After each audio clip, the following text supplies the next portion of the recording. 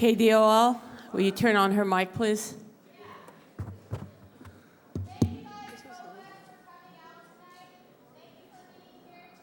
Meeting Mayoral Candidate Forum, yay! My name is Tanya Love, and I am a resident of Oakland, and I'm also a frequent tweeter on the Oak Meeting hashtag. So some of you may be wondering, what is Oak Meeting?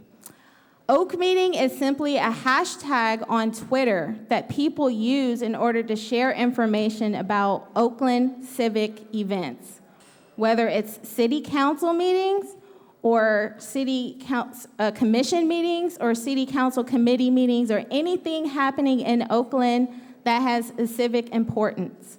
And I am one of the people that use that hashtag. Oak Meeting is not a group. We are not an organization. We are not sponsored by anyone. We are not going to give out any endorsements for anyone. Our main goal to using that hashtag is just sharing information.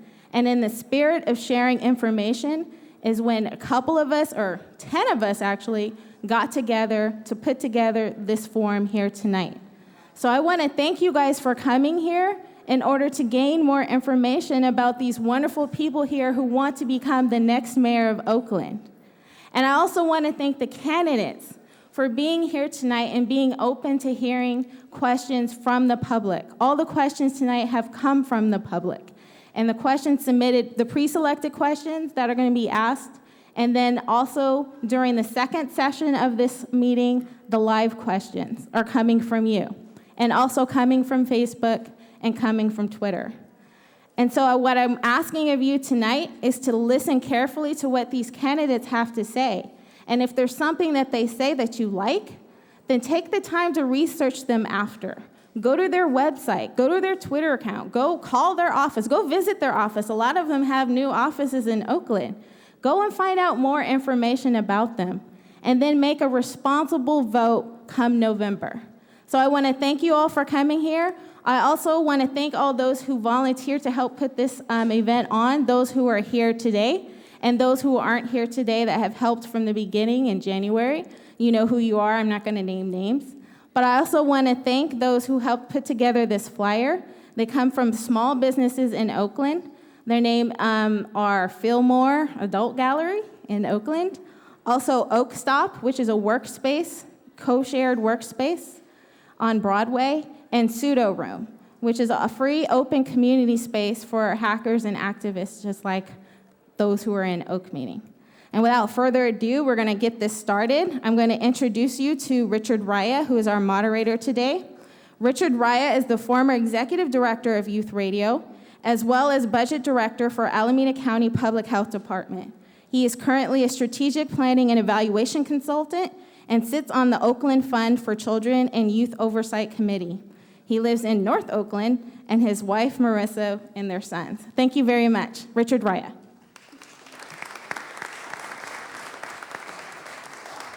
Thank you, Tanya. So let's just jump right into it. I'm going to give you all a brief framing of the night before we get started. So we have a series of pre-selected questions that the candidates have seen, and they were pre-selected via Google Moderator, which is an online question system which allows us to pretty much select the most popular questions. 3 candidates will be selected at random to answer each question, and they will have 1 minute to answer. Each candidate will also have the opportunity to use a wild card for a 45-second rebuttal or just to answer a question that the candidate is really interested in. That's the first section. The second section, we will move on to online questions that are coming in live from our Twitter and Facebook audience, as well as coming in from our audience here in the building. Again, same process, 3 candidates selected at random to answer 1 question, 60 seconds each, and 1 wild card if they choose to use it for a question that they really want to answer or if they want to rebut. Finally, we will end with 1-minute closing statements from each of the candidates. So let's begin with the first question.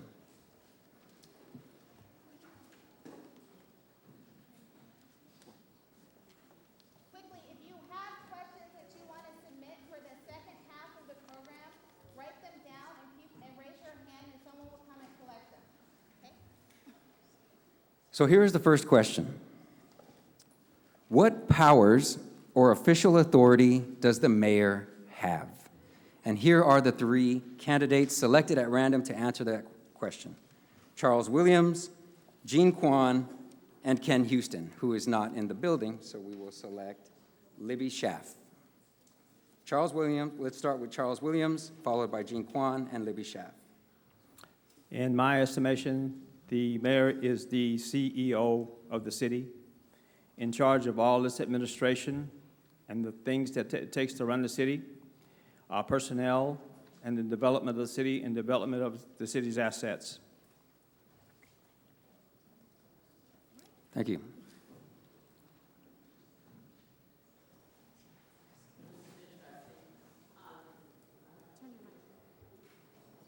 Is that better? Okay, I'm sorry. Let me try again. The charter has about 10 things it describes. Most people know that one of the most important things is to pick the city administrator, and in my case, also the cabinet heads, including the police chief. The mayor also presents the budget to the council, and I think that's been particularly important during this financial period because of the recession to set the tone. So each time, for instance, I've tried to save the most vulnerable, the Head Start programs, the senior programs, housing. But I think probably the most important thing is to provide that leadership, to be the cheerleader of the city, whether it's to defend the city or to get people involved on a grassroots basis. So. Thank you. All right, I agree with everything everyone has said. The mayor's duties include preparing the budget, appointing commissioners, hiring and potentially firing the city administrator. But the most exciting power that the mayor has, aside from being the chief elective officer of the city, the ceremonial head of the city, is engaging the citizens. The mayor's duty is to create interest in and participation in city government and municipal affairs, and that is the duty that excites me the most. Thank you. Richard? Wild card? Yes, sir. Good evening. My name is Saeed Karamuz. I think they did a great job of saying what the mayor is supposed to do. What I would like to dwell on a little bit is what the mayor is not authorized to do. The mayor is not authorized to misstate facts and tell us in the state of the city that our unemployment is below the rate pre-recession, whereas it's really 2.6% above recession. The mayor is not authorized to tell us half facts. The half facts are with the crime rate. The crime rate, in fact, has been going down in 2013, but the truth is, the rest of the truth is that by the end of 2014, we will still be at higher aggregate numbers for the term of our current mayor. So it's very important that we are honest and fair with our citizens. Thank you, Saeed. Second question, public safety. How many police officers should the city of Oakland have? How would you pay for it? Once we have them, what's your strategy to help OPD gain the trust of the community? And the three candidates are Joe Tooman, Jason Anderson, and Brian Parker. In that order. Okay. Ideally, for our population size, it would be 1,200, but the realistic number is 900, a minimum of 900 officers. I want to add up to 300 officers to get us to that number, and I published a comprehensive safety plan that you can find at joetooman.com for all the details, including how we would pay for this by leveraging existing taxes that we have, and also by doing public-private partnership for development of public lands that are currently unused. This is doable. As far as the other part of this question, which is about gaining the trust of the community, especially in light of the events of the past couple of days for what's happened in Ferguson, this has never been more important than it is today. I think that you do this by first, in the long term, rededicating ourselves to community policing, which means, for me, improving on the existing framework that we have, not just with NCPCs and the CPAB or the CPRB, but also by making sure that we have a fully staffed department and officers who are out of their cars, who come from our community and are in the community. Thank you. We'll take the wild card at the end. We'll take the wild card at the end. So the next up is Jason Anderson, followed by Brian Parker, and then a wild card Well, I think more importantly, it's not about how many. Do we have quality officers that actually serve the community? It's not the mayor's expertise to say how many officers. It's really about the efficient chief of police and actually engaging in the community. Now, the question about trust, once again in Ferguson, we have to build a relationship between the community and the police.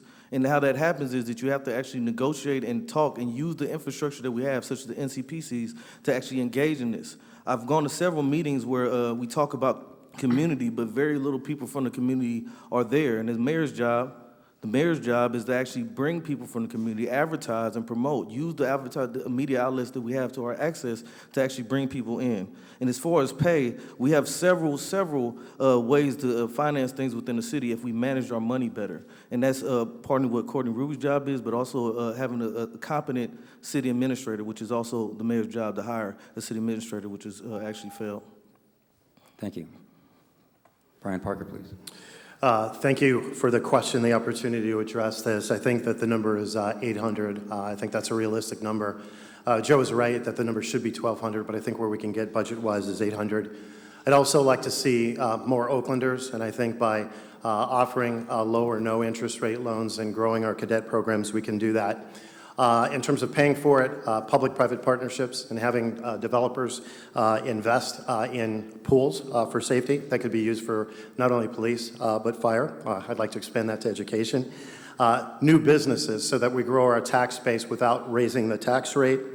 New revenue streams and ridding inefficiencies. In terms of the police department, I think that we need to get out from under the NSA, which I would make the argument to the appellate court. We need to do something about the morale in the police department and let them know that the mayor stands behind them. And then I think that we need to do healing. The community and the police have to come together. I would reach out to the faith community and make sure that we're bringing people together to do that.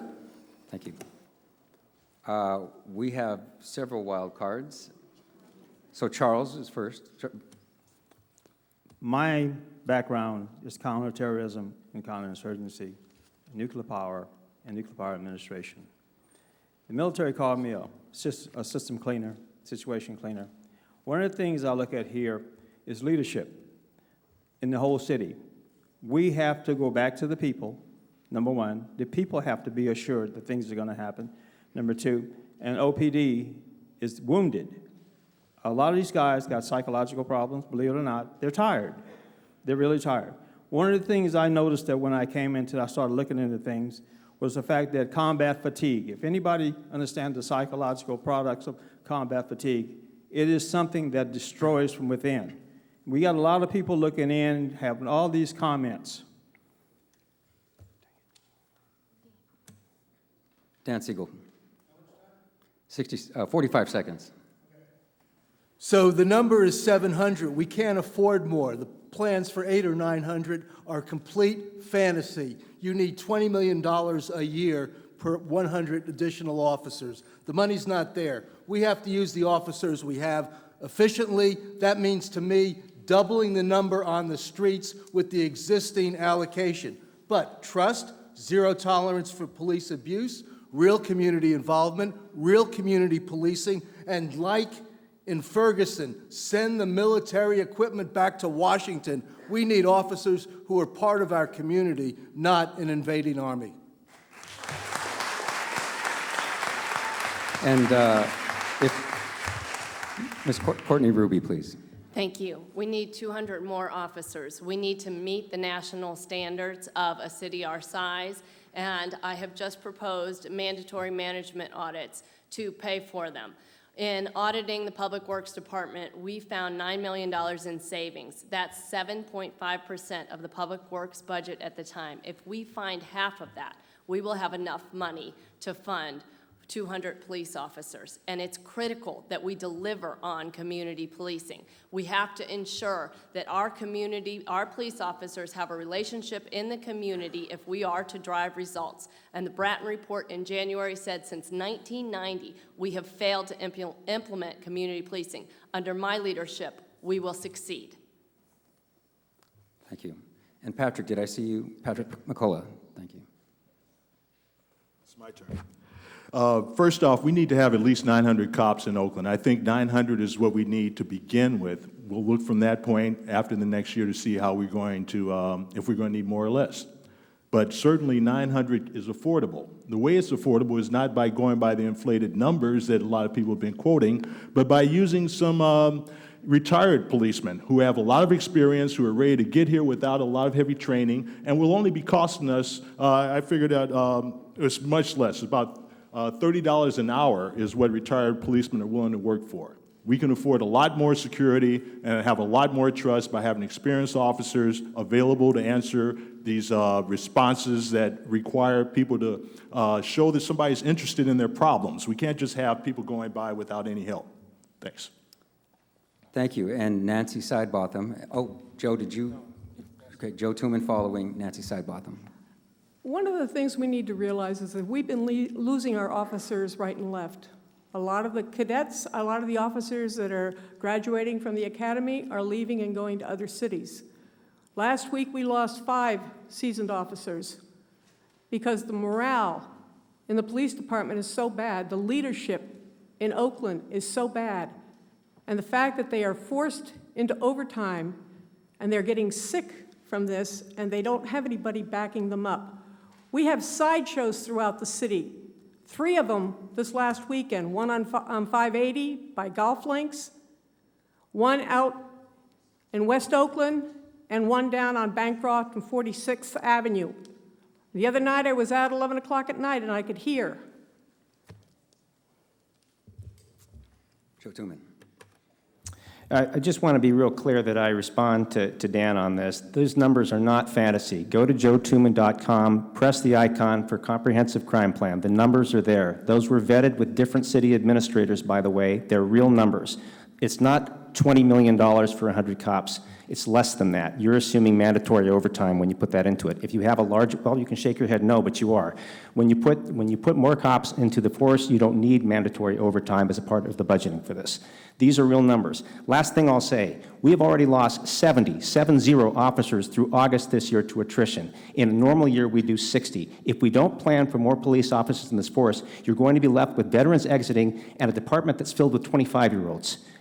Rookies make mistakes. Take this problem seriously.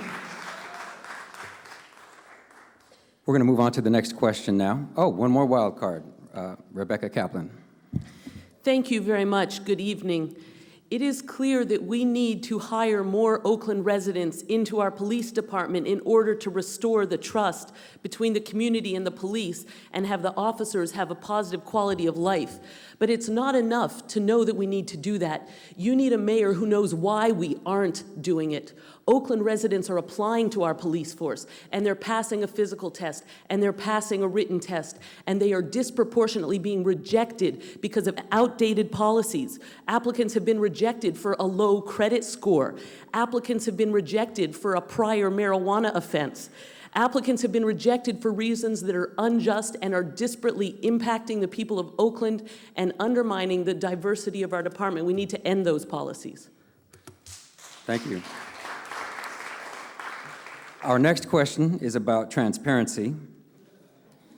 There have been occurrences of ethical... Oh, I'm sorry. Mayor Jean Quan.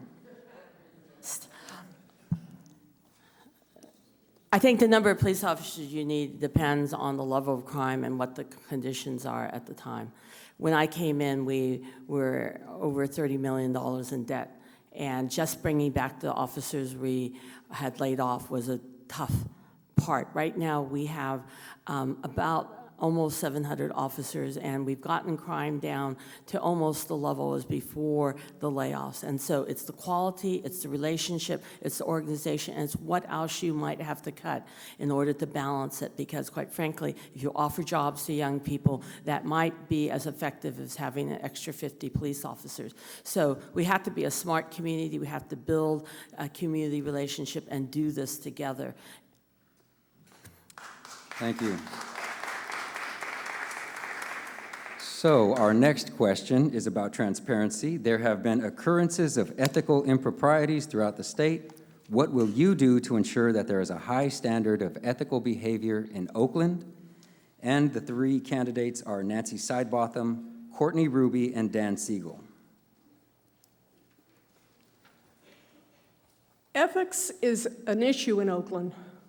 It's something that has been discussed. We have an ethics commission that in the 90s was watered down because they were actually doing their job. Because politicians don't want oversight on how Oakland is run.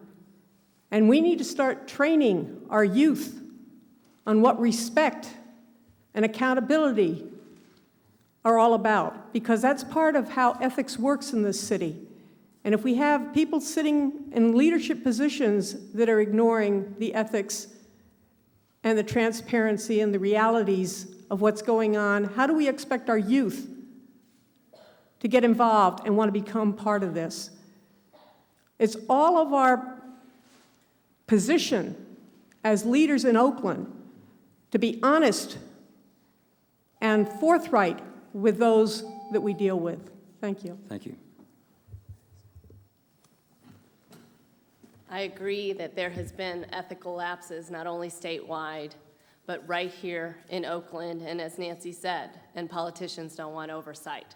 So I have fought for mandatory ethics training, and we've had excessive amount of turnover in the administration, so those ethics trainings are actually lagging behind. I fought and got whistleblower protection law passed both locally and at a state level to ensure that whistleblowers could come in my office at as city auditor and be protected against retaliation by telling me about fraud, waste, and abuse. Additionally, I put up an ethical climate survey so that the public could track, were we doing better or worse when it came to ethics? As city auditor, I have taken very seriously my responsibility to strike at the ethical culture of Oakland. We need to have a city that we're proud of and that leaders that lead ethically so that we can all move forward. Thank you. Dan Siegel. Thank you. I think there are three things we can do, probably more, but here are the ones that I would like to see established. First of all, we need an ethics commission that is strong enough to enforce the city's campaign finance law and keep people from skirting it, as well as keep people from misusing city resources in their own campaigns. We need transparency. I was a newspaper reporter for a year between college and law school, and I covered Quincy, Massachusetts, and the mayor there had an open door policy where the reporter for the local newspaper could sit in his office all day and watch the mayor conduct business, talk with people on the phone, meet with people. There were no secrets. I will do that. I think that's a great idea. And finally, and most importantly, we need a mayor who will tell the truth all the time and who you will trust to tell the truth. Thank you. Our next question is about, wild card, Jason Anderson. Well, let's talk about open secrets. Transparency is the busting of these open secrets. Everybody talks about Oakland, they talk about the corruption, but they don't say it. They don't address it. Some of the things I've noticed in me running for mayor and some of the things I've done in the community is the corruption with Measure Y in specific. 10 years of $22 million that's supposed to be allocated to public service and hasn't been working. People that's supposed to be working for Measure Y aren't getting paid. They're volunteers, but there's money to get paid. There's also, we say, an oversight commission, but the oversight commission has no teeth. And I would suggest that we have a special prosecutor so that we can actually, when there is a complaint, if somebody's doing criminal work, we need to actually prosecute them with the Alameda County. Also, the Ethics Commission. And, thank you, Jason. Okay. Thank you. The next question is about technology. We want all Oakland residents to have equitable access to city data and services over the internet.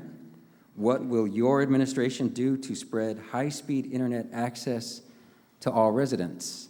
And the three candidates are Rebecca Kaplan, Patrick McCullough, and Saeed Karamuz. Thank you very much. It's incredibly important that we take action to close the digital divide in Oakland and provide equal access. As mayor, I will work to bring citywide Wi-Fi so that people do not have to each pay for it in their own homes, but the internet access will be readily available throughout the city. I also will continue to make sure that we have it available in our libraries and that our libraries are open and not closed repeatedly so that then people who rely on the library for access can't get access because the libraries are closed. So we need to keep the libraries open more hours and more days. I'm also already working to bring fiber optic throughout Oakland to allow high-speed internet connectivity by including fiber optic in projects we're already doing, where we're bringing new transit technology through our streets, and while we're doing that, we can lay the fiber optic cables at the same time, which saves a lot of money. I also will insist that all city permits and documents be available on the internet. Nobody should have to come downtown and wait in line to get a business license. Thank you. Patrick McCullough. Well, it's like she was reading from my paper. That's basically what I want to do too, is create these fiber loops throughout the city, have the libraries open, and I also want to make sure that the people who live in Oakland are trained for these jobs and are hired to maintain the system. We have a lot of people who have skills already here, a lot of folks who have the need, but we haven't put them together, and that's one of the functions of the mayor, is to put the resources together so that they can be of use to the citizens. That's what I'll do. Thank you. Saeed Karamuz. Yes, hi. I think the notion of having a citywide Wi-Fi service is absolutely untenable. It's fiscally impossible, and it really would not have any benefit to our majority of our citizens. However, having said that, I do believe that information is power.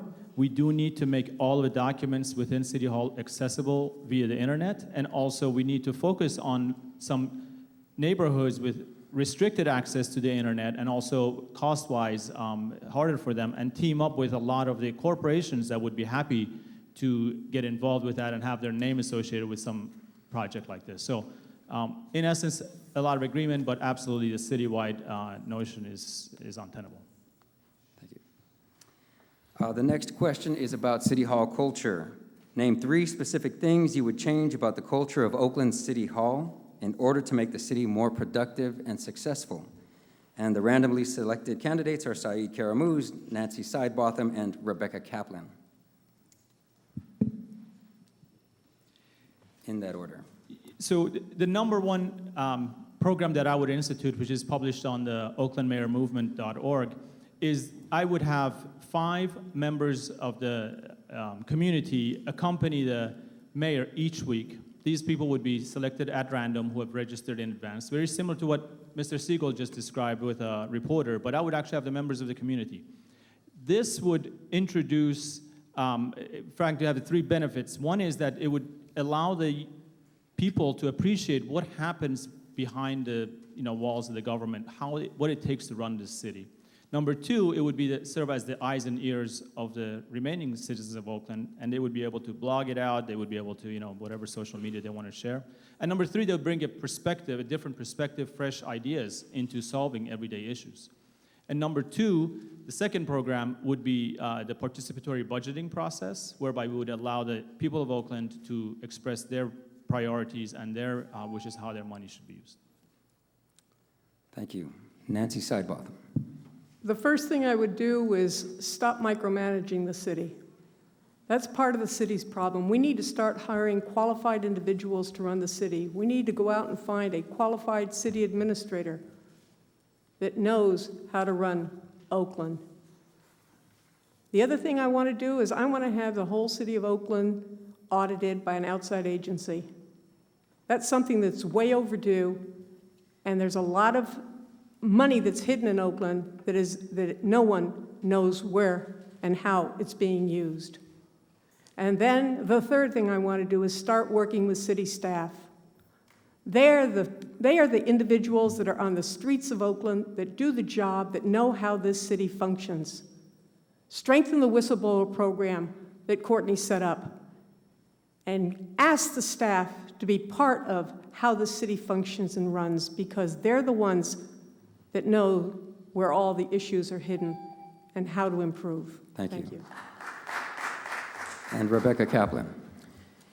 It is essential that we put Oakland first, and that we have a mayor who insists that throughout the city, from top to bottom, we instill a culture of putting Oakland first.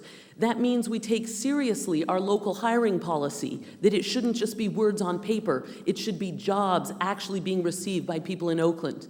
It means we would take seriously our local contracting policy and make sure that local businesses get a shot at the business in the city of Oakland so that those dollars return in our community and create further investment. It means we need to fully enforce the prompt payment policy, because right now businesses doing business with the city of Oakland and nonprofits sometimes don't get paid on time, and it causes great suffering to them. It means instilling an expectation among city staff that we answer the public's calls. I get complaints at my office constantly that someone's trying to get a business permit, they're trying to get a question answered, they're trying to open a new facility, and they can't get a clear answer and they can't get a call returned. I'll put a stop to that. Thank you. Our next question, and actually before I jump into the next question, I just want to remind the audience that we are taking your questions. So if you have a question, raise your hand, we'll get you a sheet of paper, and we can write it down. The next question is about the budget, unfunded liabilities. How would you address Oakland's billions of dollars of unfunded liabilities, such as the pension funds? And the three candidates are Charles Williams, Brian Parker, and Jean Quan, in that order. First of all, I want to say something along the whole line of this. If this was a ship, it would never go to sea, because everybody's saying, I, it's never we. Number two, I think someplace along the line, you're going to have to negotiate with the unions. It's imperative. Without a shadow of a doubt, you're going to have to. And you're going to have to slow down the attrition rate of officers and people retired from the city. They're just unhappy. I mean, this place is like I said, it's like a ship that will never go to sea, because everybody's going we. I mean, I, and nobody's going we. And the problem is this as whatever, it screws up the whole thing. You got to go ahead on, and you got to sit down, and you got to talk to these people who are retiring. You got to ask them to hold off, number one, and again, you're going to have to negotiate with the union in good faith. Thank you. Brian Parker. Thank you. So I think the question was about the unfunded liabilities, so ones that we already have outstanding. And I think the first thing that we need to do is focus on growth. So Mr. Siegel, in the crime question, is absolutely wrong when he says that we don't have the money. We don't have the money if we just keep looking at a static budget. We have the money if we grow. The other problem with the unfunded pension liabilities is that they're causing our liabilities right now to grow faster than our revenues. What I would do is borrow a tactic from the private sector, present value the liabilities, and call it $1 billion. I would offer a early buyout to those that would take it, lower the amount that's outstanding. That way we would slow down the rate of the growth of the liabilities and allow the growth on the revenue to overtake it. But this principle must absolutely be observed, is that people that have earned it, whether they're still working in those jobs or they're retirees with benefits, we must stand and make sure that they get everything that they worked for. That would be a principle under my leadership. Thank you. And Jean Quan. The city had a lot of funds that were not real. And when I was the chair of the Budget Finance Committee in the Consul days, we started paying down internal debts that were booked as assets but really weren't real, and it threatened our bond rating. Our pensions in general, and I know this is going to be the hot button, oh, you have $1 billion of unfunded pension liability, but we're 70% funded. That's considered actually pretty strong because not everybody retires at the same time, but it's been used as a way to attack public workers and their pensions, and that hasn't been fair, and we've worked really hard to make sure that it's 70% funded. We reorganized some of our pensions, like a police pension fund that was founded in the 50s that was never well funded, and we basically sort of refinanced it like you would do your mortgage so that it would be stronger and the payments wouldn't then cause us to lay off people. We're now creating a union management committee to deal with our health care benefits. Thank you. The next question is about economic development. Oakland has a higher unemployment rate than the surrounding cities. What will you do to provide long-term jobs for traditionally marginalized residents of color? And the three candidates are Libby Schaff, Jason Anderson, and Dan Siegel. Thank you. First of all, I would look at growing Oakland-grown businesses, small businesses. Those are really the heart of our economic engine here in Oakland, and they're the ones that are most likely to take chances on traditionally underserved populations and hire locally. I've done that as a council member by bringing the Kiva Zip lending program to Oakland, which is an interest-free loan that didn't exist before from the city of Oakland for small businesses in Oakland. Secondly, I would work for very generous community benefit agreements that could create good labor union jobs for Oakland residents. And finally, I would work to modify policies like ban the box, so we don't have as many marginalized populations, and we can ensure that our citizens are getting the skills and the hope that they need to be successful, particularly in the economy of the 21st century. Thank you. Jason Anderson. First, I would concentrate on training, especially young men and women coming out of high school, and making sure that we have a proper training track so that they have job skills when they actually do get to the workforce. Also, when these corporations want to come and use our beautiful territory to set up shop for their tech company, actually negotiate local job hires with that contract. A lot of times people rush to get the money, but don't realize that in order to make a flourish environment, the people that live in the environment have to have benefits too. And that would mean that local hiring with corporations, and also redivision programs. When people come out of jail, they need to know that they have something to do besides hang out on a corner and go back to jail. And the city has to do things to provide those type of programs. And that would be helping local businesses stay up and running, and actually influencing local businesses to hire people that have past criminal records. Thank you. And Dan Siegel. Thank you. This is the key question for us, because creating good jobs is our best public safety program. We need to improve education. We can't tolerate only having 50% of our Black and Latino kids graduating from high school. We need job training. I'm already working with the president of Laney College to set up an institute to train people to work in all the new restaurants and hotels. We need to create jobs. I have a plan for 100% solar in the city. Those jobs pay $25 an hour. We need worker co-ops, as they have in Cleveland, to do industrial laundry and to do greenhousing for our big institutions. We do need a municipal internet service provider, as they have in Chattanooga, Tennessee, which will help bring in high tech, which will create more jobs. And finally, we need to raise the minimum wage to $15 an hour. Thank you. Our next, I just want to remind the candidates that you actually only get to use your wild card one time in this first round. When we move to the audience questions, then you will have another wild card. Okay? So next question is about gentrification. How would you protect low-income communities and longtime Oakland residents from displacement while at the same time encouraging new residents?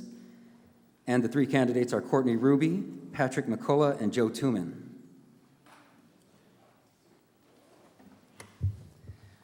So the first thing we need to do is we need to ensure that our community is involved in the economic development process. We need not to rush to develop, that we leave the community out of the process. The heart and soul of Oakland is our diversity. It is what makes us so attractive to others, and that needs to remain intact. And it's ensuring that we have community benefits like affordable housing, local hiring, job training, and neighborhood services. And it comes back to public safety as well.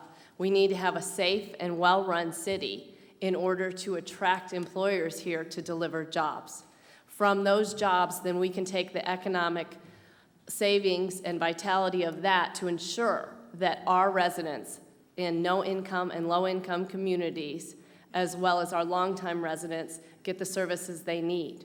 Improved education, affordable housing, make sure that we are addressing trauma and violence that is occurring and impacting our children. Thank you. Patrick McCullough. Thanks. Well, after being led down by the traditional leadership, which didn't convey the importance of living frugally, didn't react to the clear warning signs, didn't urge residents to forego moving to Antioch, Vallejo, etc., didn't educate owners about debt, I will lead the survivors away from these past mistakes. This is how I do it. The renters will be protected by new laws removing incentives for landlords to summarily evict them from month-to-month occupancies. I'll propose legislation that effectively turns these month-to-month occupancies into long-term leases, which will also provide for more notice and relocation expenses. The owners will be protected by educating them about their options and resources to stay in their homes, regardless of their age or their economic situation. Whether they've had a job or retired from a job, they'll be able to stay in the home under legislation that I'll propose. All of us will be protected by new legislation restricting the amassing and flipping of houses and apartment buildings. We'll redo the first-time homebuyer programs, of which is one reason why I'm here in the city. I benefited from that. That's Thank it you. for now. And Joe Tooman, please.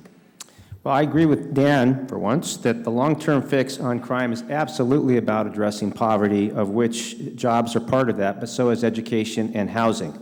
Again, I invite you to look at the Economic Development Program on my website, joetooman.com, for the details on this. I'll cover one of those things because I only have a little bit of time, and that's housing right now. That also speaks to this question about gentrification. For low-income communities, affordable housing is critical and very much threatened by the influx of new residents with money into poor areas.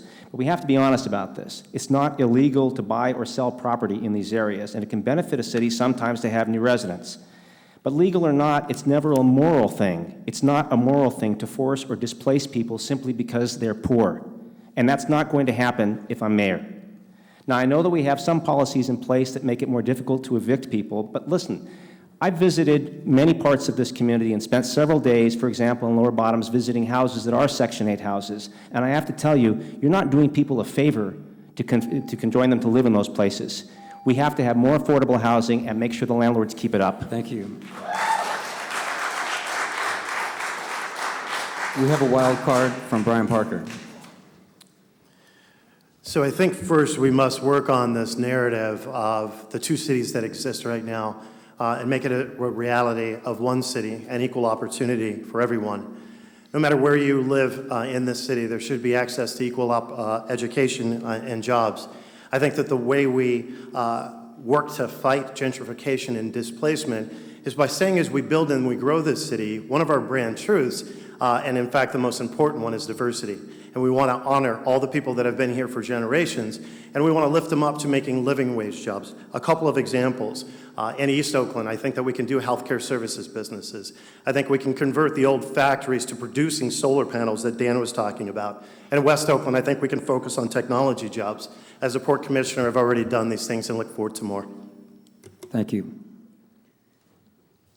The next question is about protest. How would you have handled the Occupy movement if you were mayor? A public safety, At what point would you have removed the camp? Share your thoughts on the role of protesters in Oakland.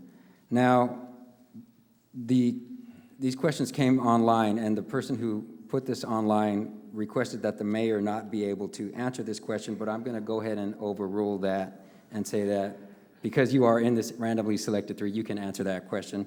Nancy Sidebotham, Jean Kwan, and Charles Williams. You know, when the Occupy movement happened, I was excited.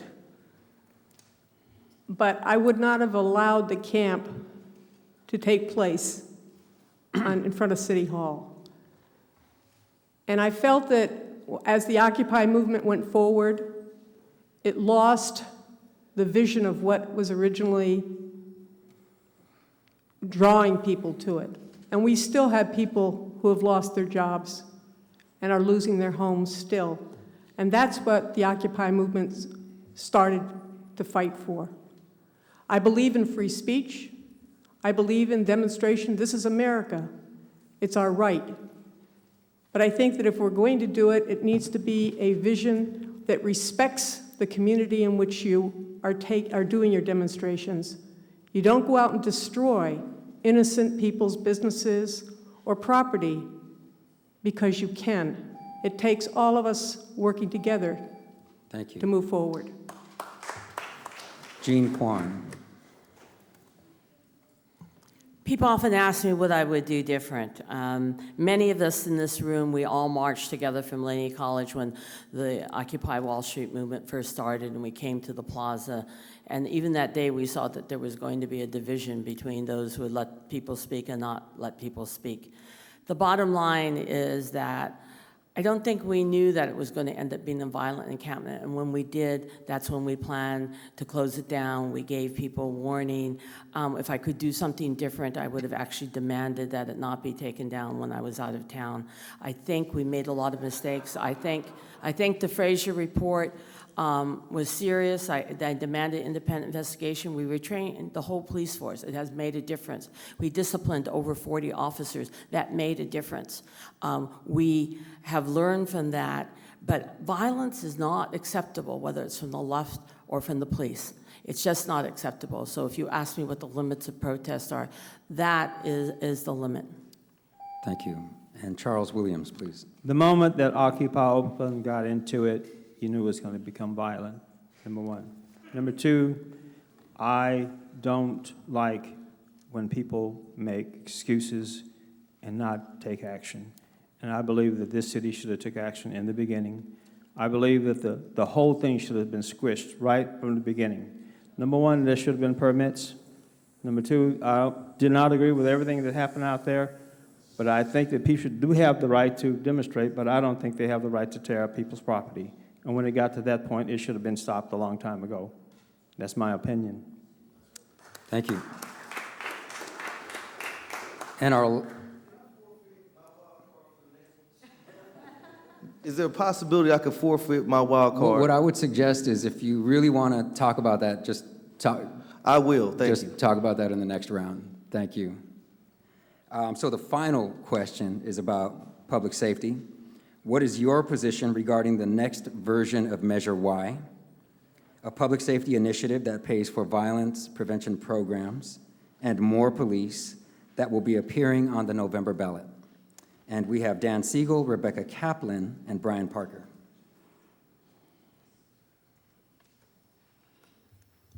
I don't think Measure Y is a perfect measure, but I'm supporting it. I think we need it. We need the money. We can afford it. I don't like parcel taxes. I don't like special assessments. They're regressive, but we need it. What Measure Y does, which I appreciate, is it tries to balance between prevention and intervention programs and actual policing. It's not going to get us more police. It's going to keep the number the way it is, which is okay. As I said earlier, we need to use our police efficiently at 700, and we don't have the money to pay for more. Those who say it will not cost $20 million per 100 officers just are not doing the math. You take salary, cars, radios, everything else, it costs about $200,000 per year per officer. 200 officers, $40 million, we don't have the money. We need jobs, we need education, we need programs for young people. So I support Measure Y. Thank you. Rebecca Kaplan.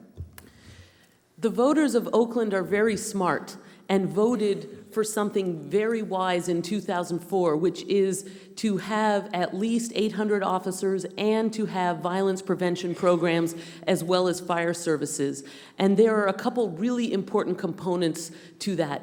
One, on the violence prevention side, we're funding incredibly important things like the street outreach workers who directly intervene in the cycle of violence and retaliation and prevent repeated shootings and prevent things from spiraling out of control. And we need to continue to fund programs like that. On the policing side, let's be clear, it was just a few years ago that we had 836 officers. And when we did, every beat was staffed and crime was going down 15% a year. Then my colleagues had the lovely idea to lay off the cops. I voted no, but it did go through and the police were laid off, and crime now is still significantly higher than it was 4 years ago. And so I will be voting yes to stabilize our police force. Thank you. Brian Parker. Thank you. I also am going to urge people, and as we are out campaigning, we're urging people to support Measure Y. I can't imagine a city that would lose the funding for upwards of 60 officers and more fire I'm proud to stand with both group, and Fire has endorsed my campaign. However, we know that we can't police our way out of this problem. My plan is more policing, but it's also community policing, cleaning up our neighborhoods, investing in education and job services. The other part, and the other people are right, is about services. And I think going with not policing our way out, we have to reach out to reentry population. We have to reach out to our at-risk youth. We need to offer the mental health services. We need to offer job training. I think why this measure is under attack right now is that City Hall has not reported out on what has been achieved. Under my administration, we'll be a lot more transparent. I would insist on stronger metrics in the measure and making sure that we report out against those metrics of what we're doing with the citizens' money. Thank you. And we have a wild card from Libby Schaff. We cannot afford to backtrack on public safety. It's important that all residents support this measure because it will not increase your tax rate. It will continue the tax rate that you are paying right now, and it will fund a holistic approach to public safety, one that I believe in. Holistic because it invests in enforcement and not just more police for numbers' sake, but for better policing, community policing. It invests in intervention and prevention programs, ceasefire, which we know has been successful, and it also looks at root causes. It looks at increasing high school graduation rates, and it looks at bringing jobs to people that are re-entering society from prison and that have traditionally been marginalized. That is a holistic approach to public safety. That's what this measure is going to focus on, and that's what Oakland needs. Thank you. And that concludes the pre-selected questions portion of the forum. We're now going to take a 5-minute break to assemble the questions from the audience and from our social media audience, and then we'll come back and present those to you. Thank you very much.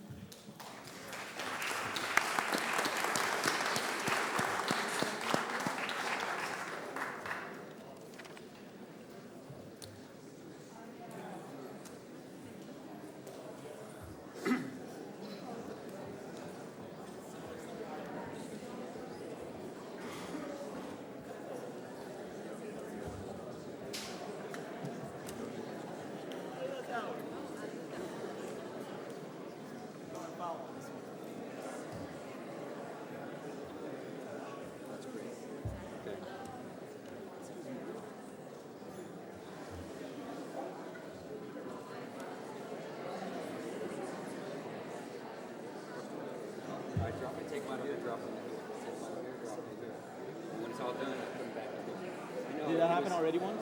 Did you have to recycle already? I've recycled like 3 times. So the way you should have really done is to put 3 names for each one in there, and as you remove them, then you know that everyone's going to get a fair share, right? Okay. Right? So now what you've done is you have sub-optimized the randomization. So explain to me what you're suggesting. So what I'm saying is that you had 10 questions. No, I know, but how do I know? So what should I do? So now it's too late. Now it's too late. Well, we have one more round. I know. If you make a mark on one, right? So put each time you take one out, don't take it out. Put a mark on it. Okay. And then depending if you know how many questions you're going to have, ask a question. You know how you've got 10 more questions? Yeah. Okay, let's say you have 10 more questions, right? Put the names in here. The first time you pull that name out, you see.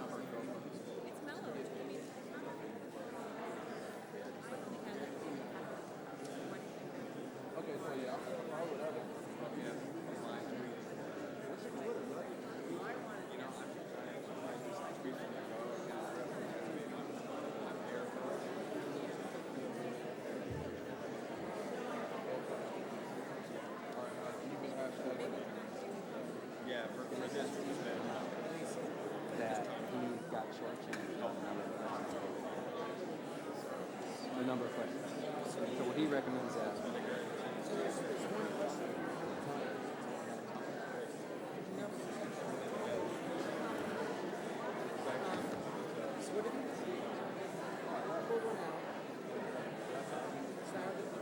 I'm not shortchanging people.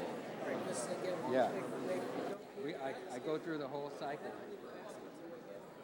Yeah. I go through the whole cycle, and then I put them back.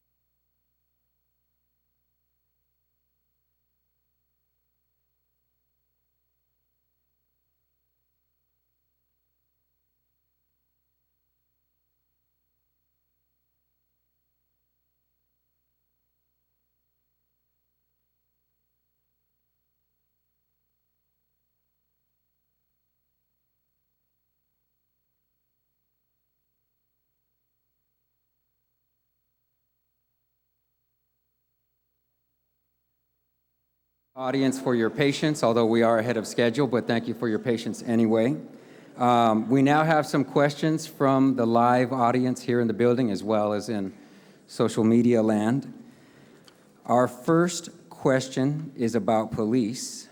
What can you as mayor do to improve the often strained, sometimes toxic relationship between police and community? And the three candidates are Rebecca Kaplan, Brian Parker, and Jean Kwan. Thank you very much.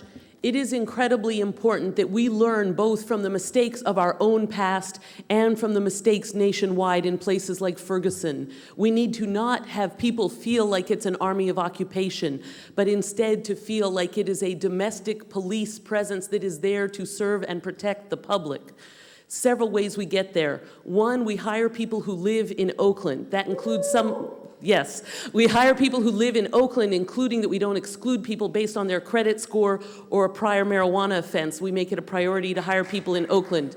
Second, we don't deploy police with equipment that the court has ordered them not to use.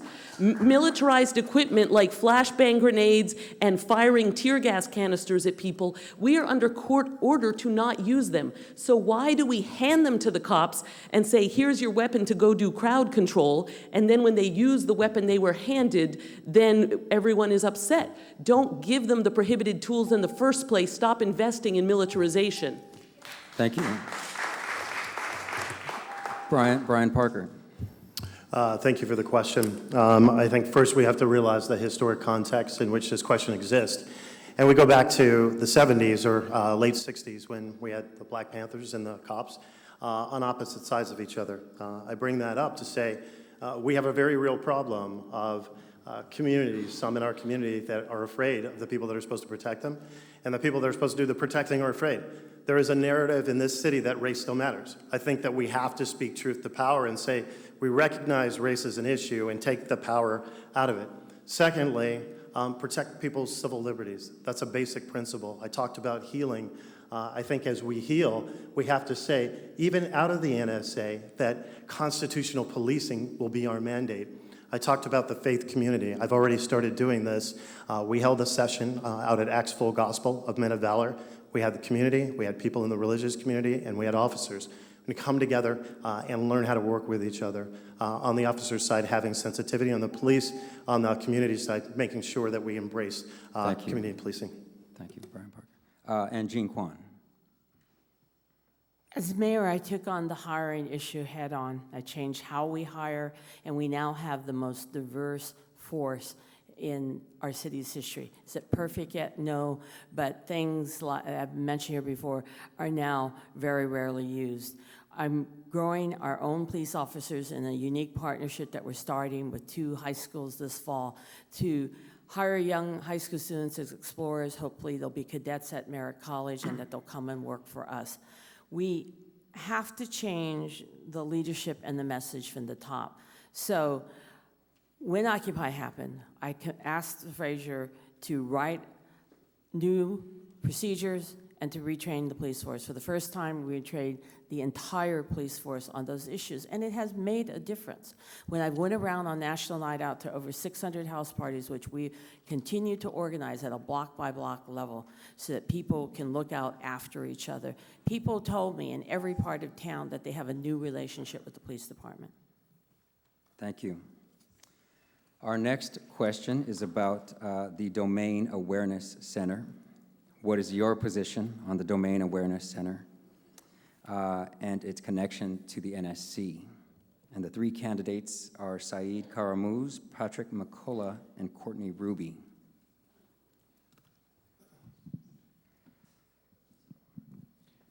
I'm opposed to the DAC.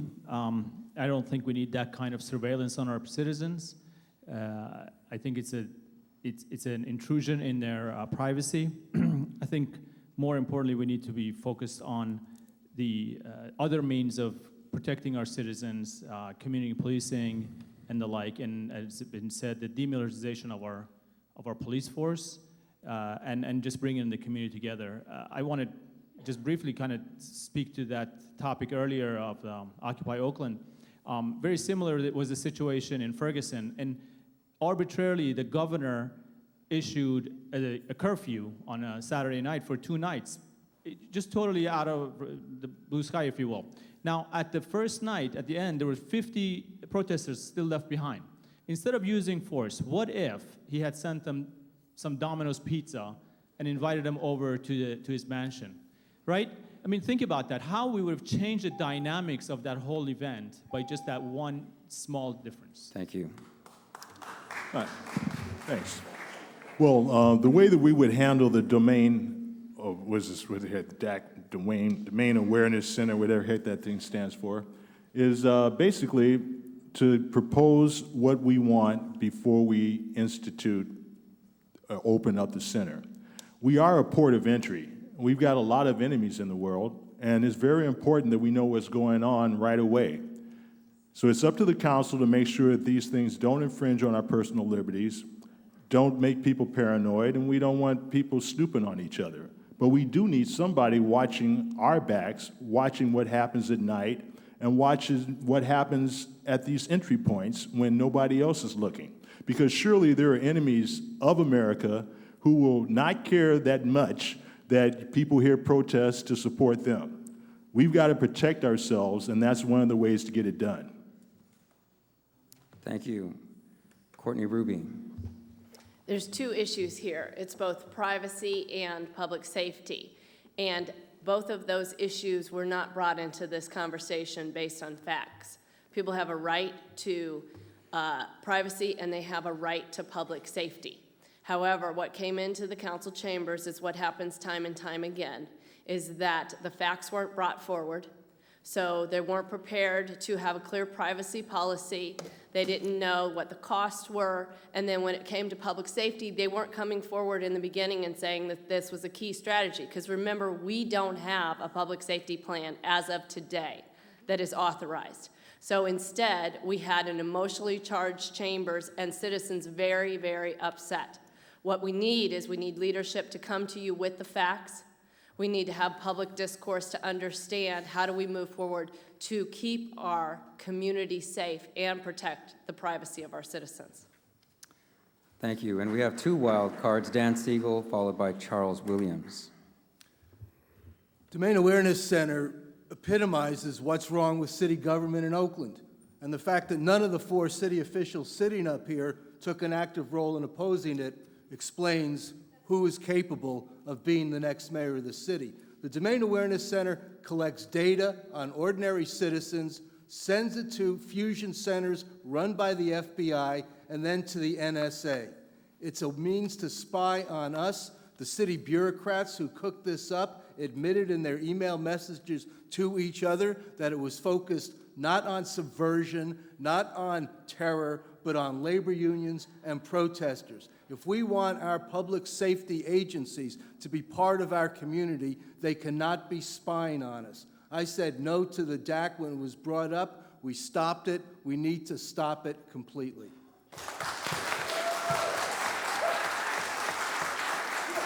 And thank you. Charles Williams. Being realistic, I'm going to tell you something. You're going to have to make a decision on what you want, safety or the domain center. Right now, today, the drug culture and contraband culture in East Oakland and Oakland proper garners $60 to $70 million a year. That is what is garnered in all the transactions by most of the major drug dealers.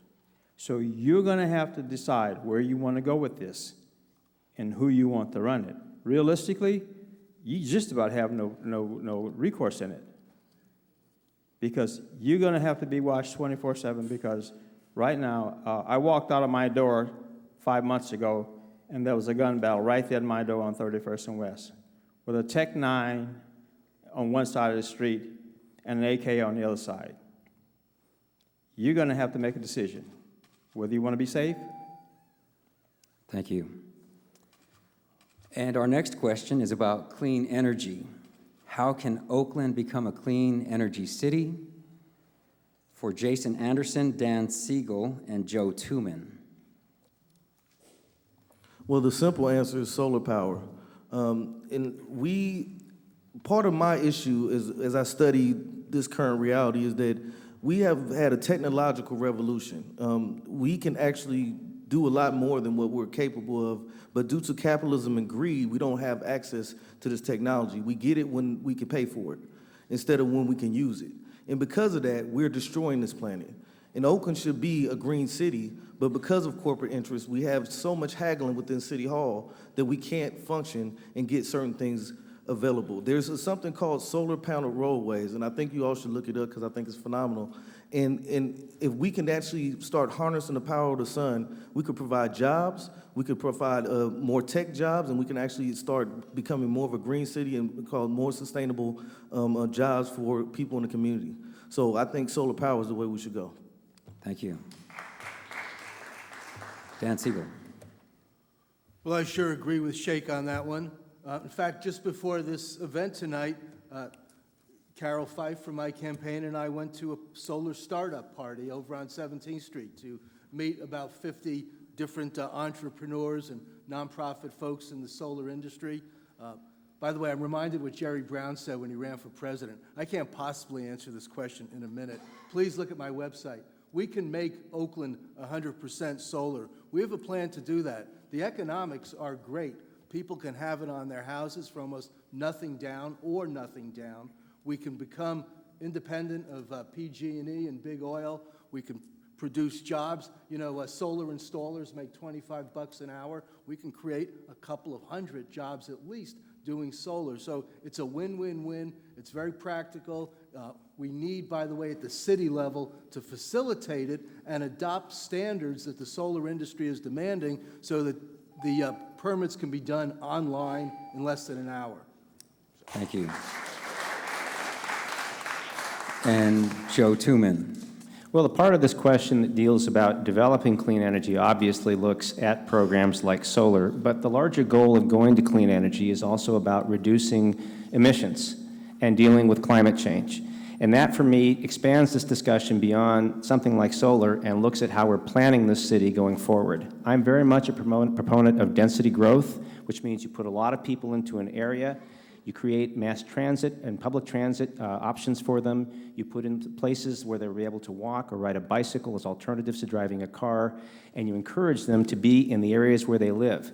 It also means going forward that if you do something like Jerry Brown did, bringing 10,000 people, not 10,000 housing units, 10,000 people into the downtown, or what we'd like to do going forward, more people, that you have services and retail here so that people who live here can spend their money here. If we put our dollars into our own community, we create an opportunity to grow jobs, but we also support density growth. And doing all of that discourages, in the long run, automobile use, which is the goal. Thank you. And we have a wild card from Rebecca Kaplan. I'm proud to have fought for green energy successfully, repeatedly throughout my career. One of my first actions getting on the city council was to launch the free green Broadway shuttle, which is run on hybrid electric vehicles and is free public transit. As mayor, I will ensure that we install solar power for all of our city facilities so that we are generating our own energy. In addition, one of the greenest ways to travel is by bicycle. And not only am I someone who bicycles myself, but I have personally fought for and won funding for a new bike station that's about to open in Uptown, so you can bike to Uptown Oakland and leave your bike where you can get it fixed up, create local jobs, and have it be there when you come back. And most recently, I was very proud to fight for and win an innovative nation-leading program to take our food waste and use it to make green energy in partnership with East Bay Mud and Civic Corps, which trains and provides jobs for local young people who otherwise would have difficulty finding good employment while simultaneously reducing our utility bills. Thank you. Our next question is, how can the city provide support for kids suffering from the effects of violence, especially Black and brown youth? And the candidates are Libby Schaff, Nancy Sidebotham, and Charles Williams. To take care of our city's youth, we have got to have a deep collaboration among the school district, the city, and the county.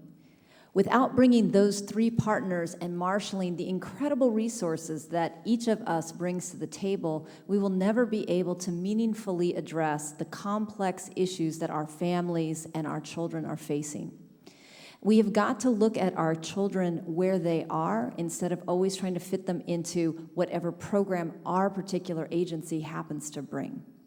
We've got to work with our schools to ensure that a quality teacher is in every classroom, that our kids are attending school. The level of chronic absenteeism is shameful in this city, and it is what leads to disparate literacy rates and poor graduation rates, and the fact that our youth not only lack the skills, but more importantly, lack the hope to be successful.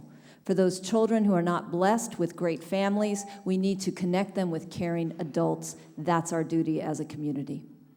Thank you. Nancy Side-Botham.